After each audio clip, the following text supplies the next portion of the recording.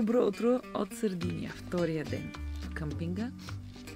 Бях събудена от дъжд, за щастие не е много продължителен, 5 минутки, сега време за кафе и да преосмисля плана си, дали да ходя на някои от най-хубавите плажове наоколо или пък да попътувам малко из вътрешността на острова. Там има прекрасни селца с красиви клетки и интересни стенописи.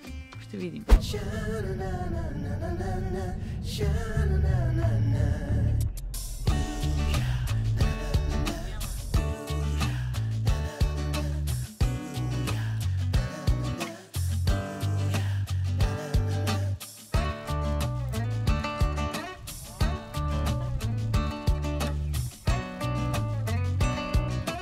Изключих от навигацията големите пътища, затова минавах само по малки, живописни, навсякъде пълно с маслини. Отправила съм се към селцето Оргосоло, където има много стенописи. Те са толкова характерни за Сърдиния, а този тук е един от най-сниманите. Не знам дали е стар, дали има някаква история около него.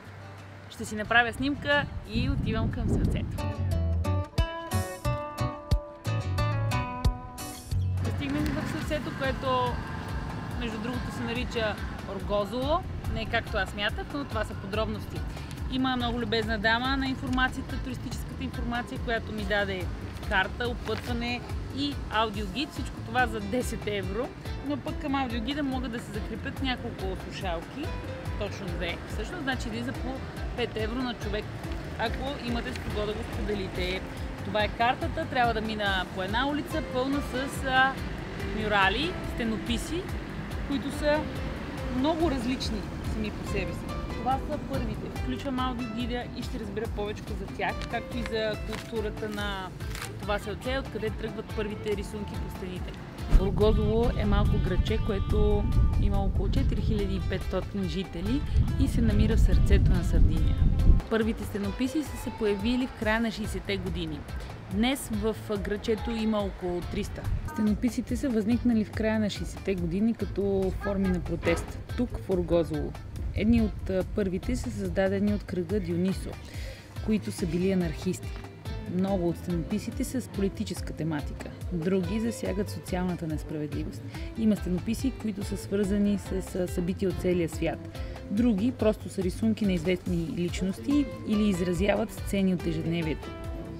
Изрисувани са на централно място, за да се виждат от всички. Разглеждайки стенописите, попаднах на магазин, където се предлага местно сирене. Собствено производство на малка ферма. Веднага влизам да опитам какво има.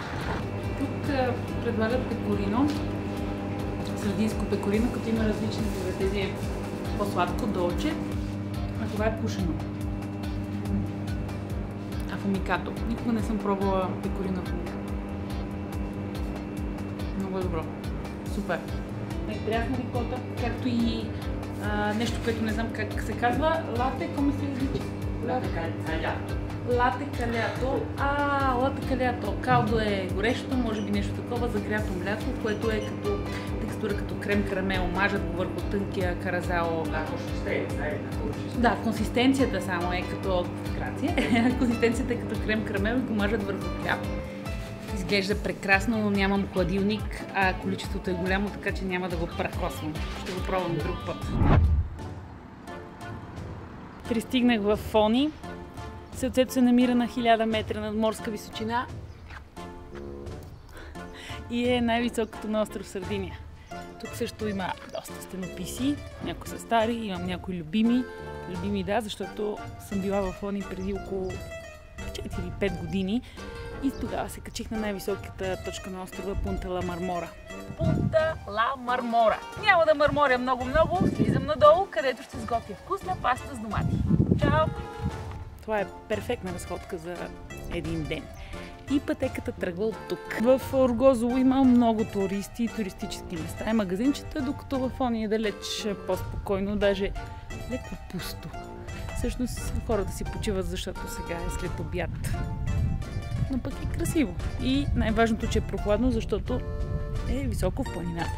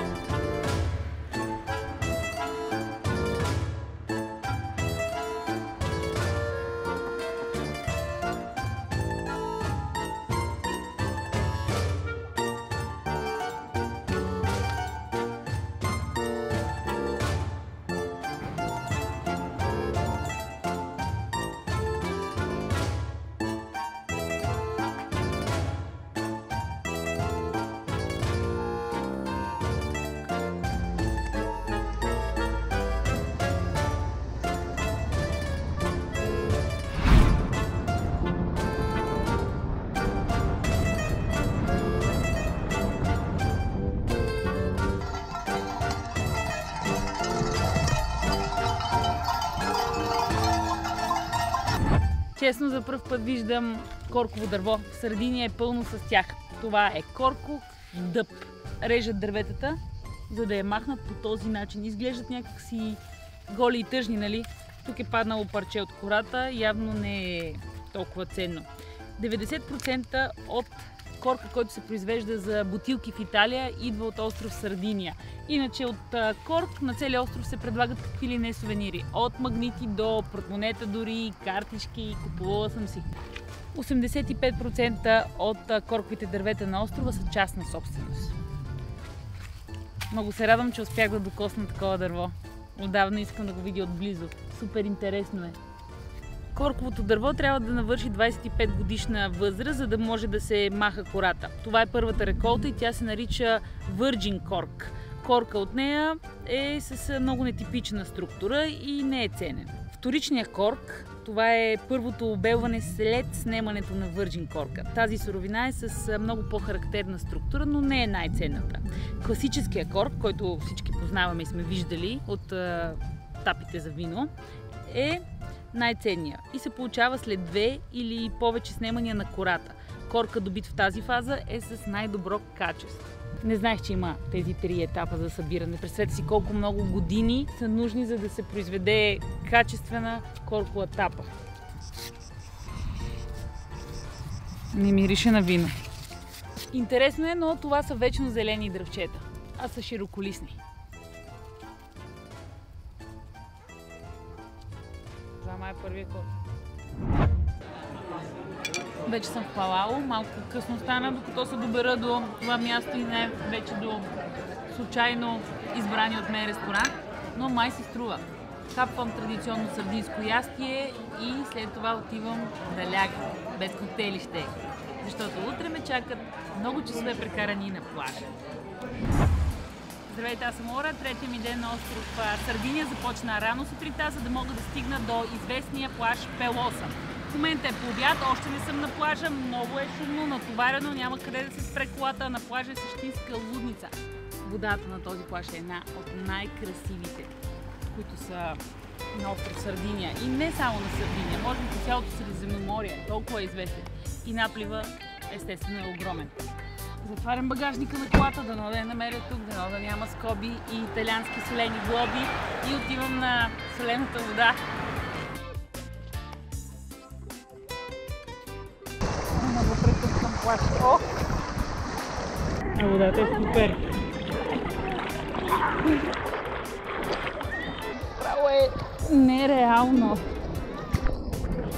О!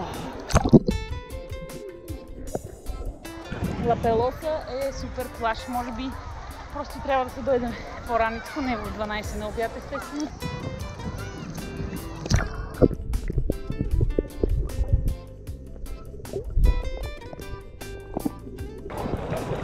Много е красиво. Сякаш наистина положи в басейн, само че този басейн е километри в едната и километри в другата посока.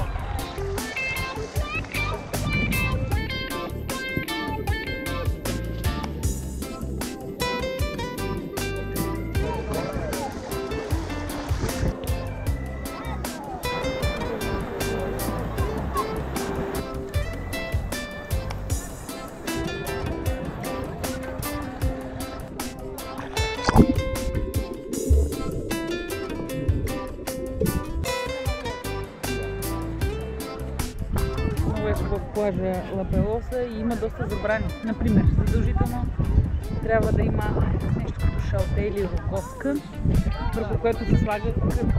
Аз си купих, защото не носех.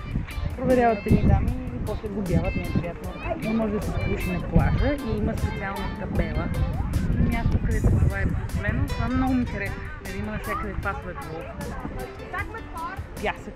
Забранени са и амбулантните търговци, т.е. не може да чуете малка, сладка царевичка. А има няколко лодки в плитката част, в началото на водата. Те са позиционирани с сергийки за дрънкулки, за да може човек да похарчи някой друг лев, докато е на плажа. И няколко бара с дебела сянка. Аз там капнах сандвич с сардински салам, пекорино, хрупкав хляб. Много приятен. И сега се отправям към кулата.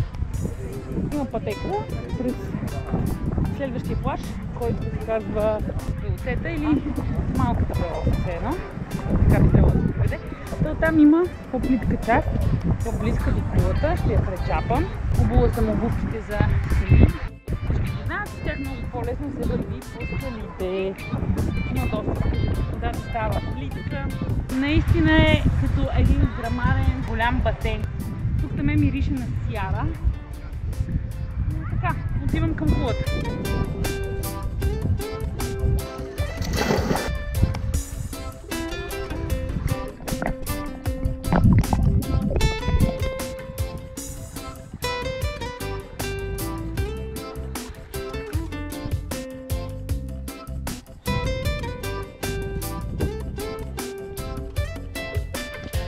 Най-накрая я стигнах тази кола. Е време за снимка. Виждали се? Висока е около 5-6 метра според мен.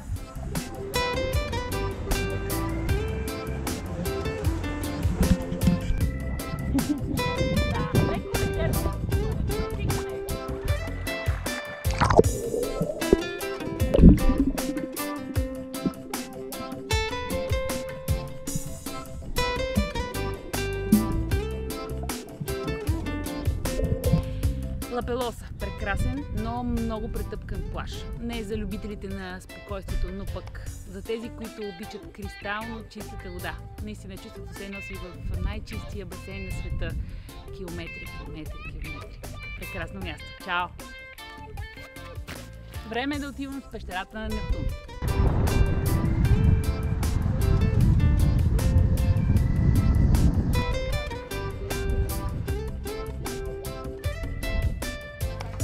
Съм на Капокача и слизам по стълбите надолу. Те ще ме отведат до пещерата на Нептун, която била ужасно красива.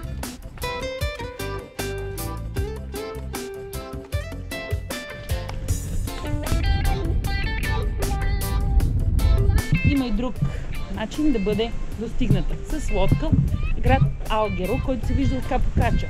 3 часа. Толкова отнема. Стълбите не са чак толкова страшни, а и гледката е впечатляваща.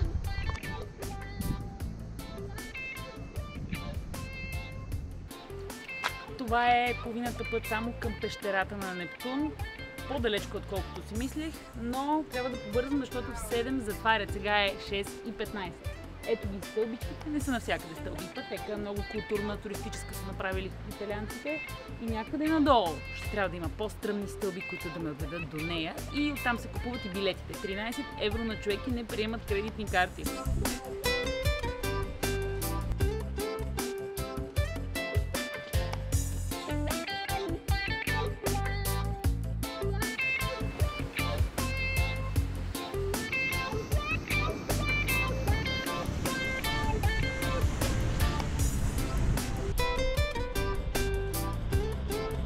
Предния път, преди 4 години, когато бях тук, пещерата не беше отворена за посетители, защото имаше много силно вълнение и вероятно нивото на водата се е било покачило драматично. Ето го входа, там някъде, влизам.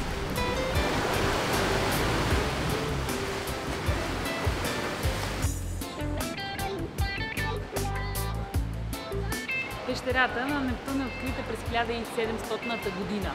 Толкова отдавна. И една от най-красивите в Сърдиния. Наистина си струва човек да я посети. Обиколки с гид има на всеки кръгъл час. От сутринта, че чак до вечерта. Последния е в 7 часа. Това е след около 30-40 минути и самият тур ще отнеме много време, така че може и да не се възползвам. Това е входа на пещерата и е много красив. Прохладно, както казах вече, и е супер. Ще направя някоя друга снимка и може би ще се отправя към изхода. Така ли, че ще ми отнеме време. Едно е да слизаш надолу, друго е да се качваш нагоре. Но наблизо има едно страхотно място с прекрасна гледка. Това, че няма да вляза в пещерата, ще компенсирам с гледката.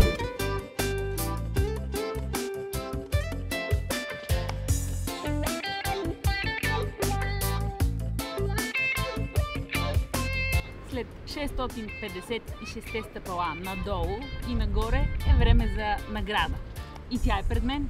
тази невероятна гледка. Капокача е страхотно място. Сега е време да се прибирам в къмпинга. Той е на 2 часа и половина път с кола от тук. Трябва да заредя батериите за утре, защото ме чакат нови преживявания.